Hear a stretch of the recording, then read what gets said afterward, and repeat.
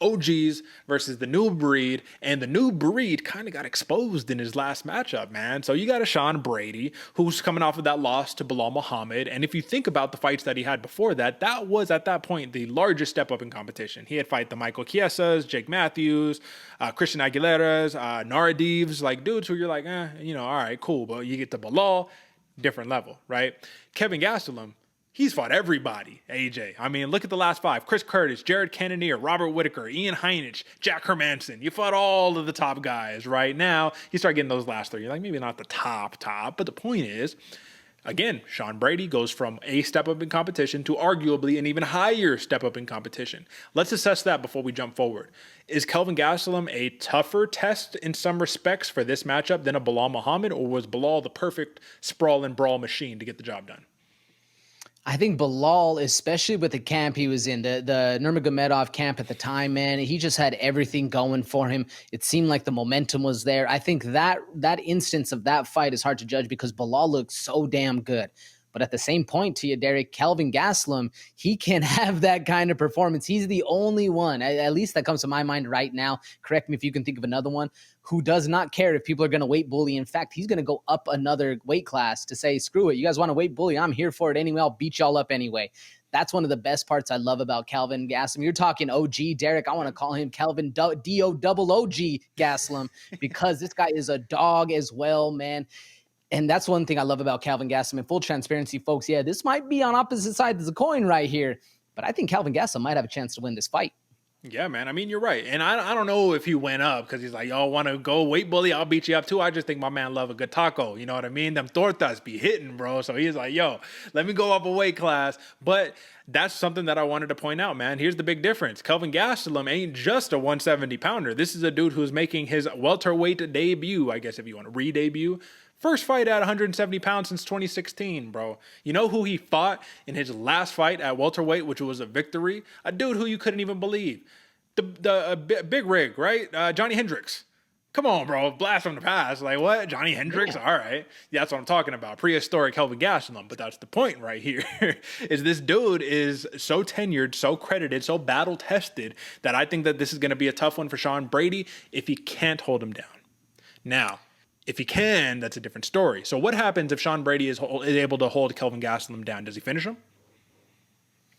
No, man, as much as I want to say yes, I don't think so, Derek. I don't think Kelvin Gastelum's one of those weird anomalies where you have to throw everything in the kitchen sink at this guy to actually get him out.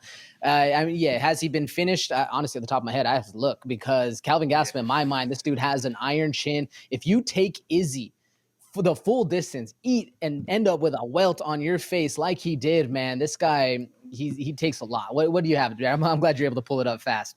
Yeah, check it out, man. So has he been finished? Yeah, submissions, right? He got heel hooked by Jack Hermanson, and then the other one was, let's see, it's been a while. Arm triangle Chris Weidman back in 2017. But you're right, a very durable fighter, absolutely. So, AJ, with that being said, man, we got the durable fighter in Kelvin Gastelum. What does he do, man? What's the path to victory for Kelvin Gastelum? Because the reality is, if you look at this run, it has not been great, man.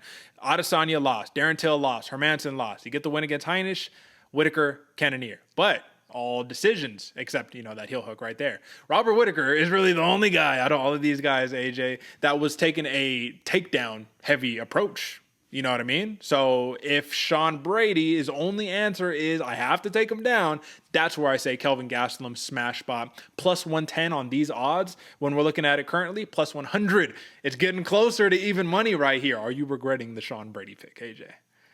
I won't lie to you, Derek, a little bit, man, because Kelvin Gastelum, I was trying to think of what the biggest hole this guy has in his game, and it's just that he's a smaller fighter trying to fight up. That's about it. Other than that, this dude is basically perfect in what he does. And if Sean Brady is able to get this fight to the ground, because Sean Brady has a lot of good things going for him, fast hands, very fast blitz, but also the ground game, the takedowns. If he is able to solidify that on Kelvin Gastelum, you ask, what can Kelvin Gastelum do? He's going to have to rely on that durability, rely on not being ground and pound knocked out, being able to get to the positions that are more advantageous to him and then get back up to his feet and start again like it's just round one, not breathing hard, because we've seen Sean Brady falter a little bit, especially in the Bilal Muhammad fight in recent memory. Once the other guy has taken that lead, taken that advantage, just beating you up consistently, we saw Sean Brady break. And that right there is what I think Kelvin Gastelum can also do. And it makes me very worried for this fight right here, folks. That's what I wanted to talk to you about a little bit, though, man. The breaking of a Sean Brady. I mean, you said it outright. You said he broke, but I wanted to know: is that truly in your heart of heart? Is that how you feel that Bilal Muhammad put so much pressure on him he could not take it anymore and opted for a way out of the fight? Is that how you saw it, or do you think that he just ran out of options, ran out of tools?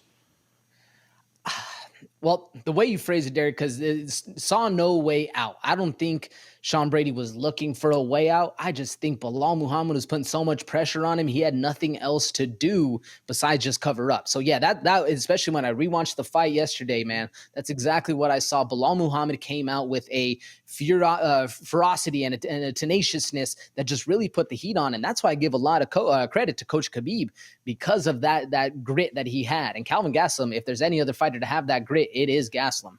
You know, it makes me wonder. Do you think Gastelum shoots a takedown, bro? I mean, this dude is known to throw a takedown out here and there. Do you think, what's the over and under on shots taken by Kelvin Gastelum? I'm going to say 1.5. Are you taking the over under? I'm taking the over. I was going to go 3.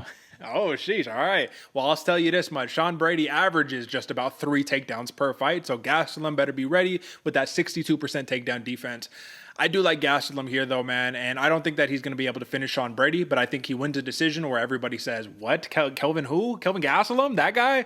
Yeah, I think so, man. And Sean Brady, again, he's the safe pick. The upside pick is Kelvin Gastelum. This is a competition. I want to get the one up, so give me Kelvin Gastelum. And give me that plus 350 decision. I'm not even hammering the plus 110 money line right there. That's how confident I think. I don't think he's going to knock out Sean Brady, man. I don't think so. But what do you think? I don't think a knockout's happening in this fight at all, Derek. Especially unless you're very brave, folks. You want to put a plus 1,000. Throw $10 on that for Sean Brady, man. Or it might be interesting to throw it on that plus 2,000 for the submission for Gastelum. But either way, folks, I'm taking Sean Brady plus 250 submission. It's the only way you're gonna get Gastelum out of there, and I think he can get it done. And that's what I was going to say, too. Sean Brady, no knockouts in the UFC, but he does have some submissions and some decisions. So fair play on that matchup.